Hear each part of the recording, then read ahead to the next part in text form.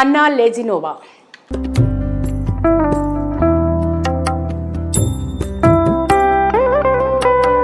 అన్నా లెజినోవా ఇప్పుడు తెలుగు రాష్ట్రాల్లో ఈ పేరు తెలియని వారు ఉండరు.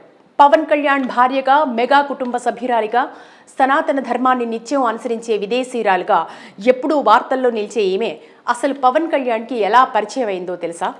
పవన్ కళ్యాణ్, అన్నా లెజినోవా మధ్య ప్రేమ ఎలా మొదలైంది, ఎక్కడ మొదలైంది?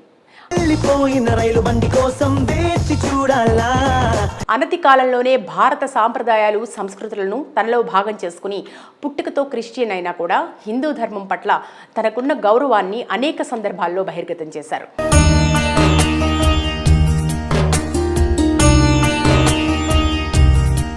తాజాగా తన కొడుకు మార్క్ శంకర్ సింగపూర్లో ప్రమాదంలో గాయపడటంతో ఆందోళనకు గురైన అన్నా కొడుకుకు ఏమీ కాకూడదని, క్షేమంగా ఉంటే మొక్కులు చెల్లించుకుంటానని మొక్కుకోవటం, ఆ తర్వాత మార్క్ శంకర్ సేఫ్గా బయటపడటంతో తిరుమలకు వెళ్లి మొక్కులు చెల్లించుకున్నారు. తల నీలాలు కూడా చెల్లించి అందరినీ ఆశ్చర్యపరిచారు అన్నా లెజినోవా.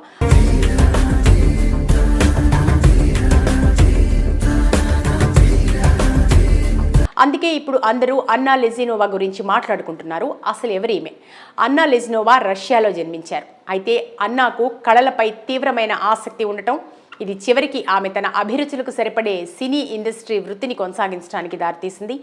మొదట మోడల్గా కెరీర్ని ప్రారంభించిన ఆమె అనంతరం నటిగా కూడా మారారు. ముఖ్యంగా ఆమెకు బాల్యం నుండే ఎంతో ఉత్సుకత, ఏదైనా విషయాన్ని నేర్చుకోవాలనే ఆసక్తి ఉండటం కూడా ఆమెకు ఉన్న ఒక ప్రత్యేకత. అందుకే ఆమె ఎంచుకున్న రంగంలో రాణించడానికి మార్గం సుగమమైంది.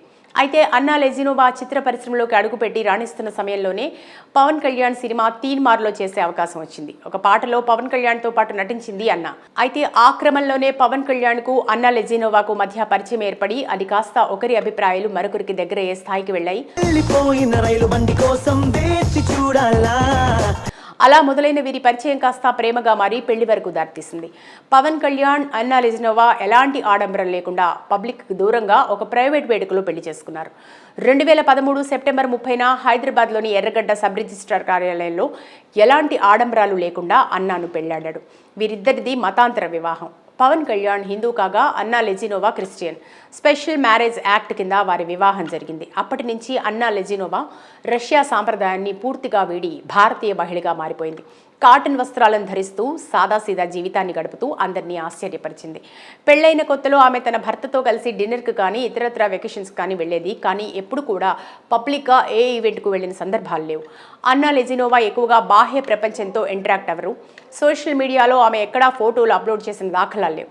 అయితే చిరంజీవి చిన్న కూతురు శ్రీజ పెళ్లిలో అన్నా లెజినోవా సాంప్రదాయమైన భారతీయ వస్త్రధారణలో కనిపించి అందరినీ సర్ప్రైజ్ చేశారు. కానీ కొంతకాలంగా పవన్ కళ్యాణ్తో ఎప్పుడూ ఎక్కడా బయట కనపడకపోవడంతో పవన్ కళ్యాణ్, అన్నాకు మధ్య గ్యాప్ వచ్చిందనే వార్తలు కూడా షికారులు చేశాయి. కానీ ఆంధ్రప్రదేశ్లో కూటమి విజయం తర్వాత పవన్ కళ్యాణ్తో కలిసి అన్నా లెజినోవా బయటి ప్రపంచంలోకి అడుగుపెట్టారు. దీంతో ఆ గాసిప్స్కి చెక్ పడింది. పవన్ కళ్యాణ్ గెలిచిన తర్వాత రోజు నుండి నిత్యం పబ్లిక్లో కనిపిస్తూ సందడి చేసింది అన్నా లెజినోవా. ముఖ్యంగా పవన్ కళ్యాణ్ డిప్యూటీ సీఎంగా ప్రమాణ స్వీకారోత్సవంలో ఆమె ప్రత్యేక ఆకర్షణగా మారారు.